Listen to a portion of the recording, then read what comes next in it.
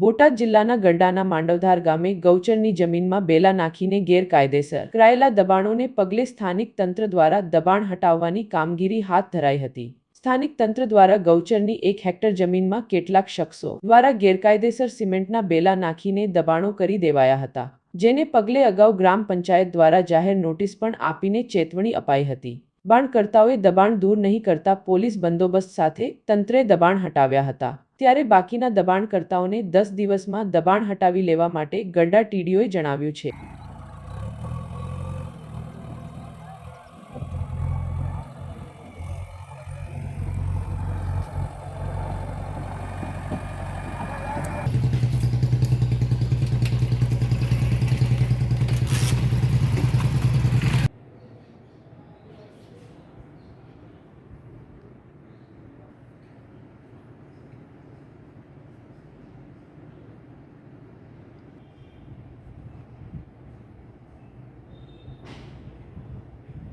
આજરોજ માંડવધાર ગ્રામ પંચાયત દ્વારા ગૌચરની જમીન પર જે બેલા નાખી અને ઈસમો દ્વારા દબાણ કરવાના આશયથી જે બેલાઓ નાખી ગૌચરની જમીનમાં દબાણ કરેલ હતું તેને દૂર કરવા માટેની કાર્યવાહી કરવામાં આવેલી છે।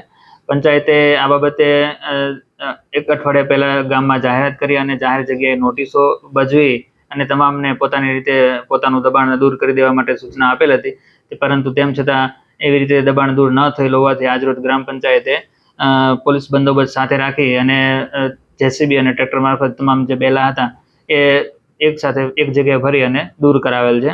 અંદાજિત 1 હેક્ટર જેટલા વિસ્તારમાંથી ગૌચરનું દબાણ દૂર કરેલું છે।